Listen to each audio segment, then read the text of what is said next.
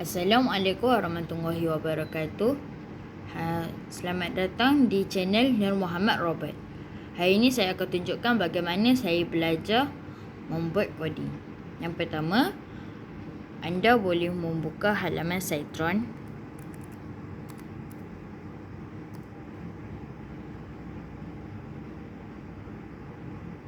Dan anda buka Education.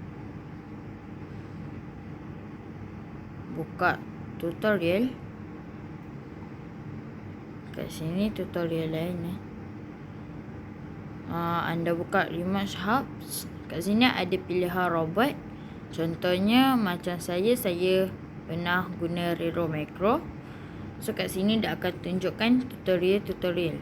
Macam step 1, dia akan buka lampu.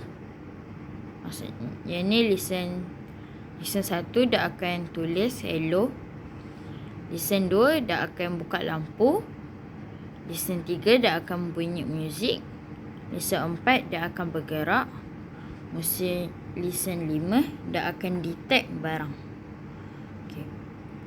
Kalau anda nak robot lain juga boleh buka dekat halaman Citron lagi. Dan anda buka tutorial.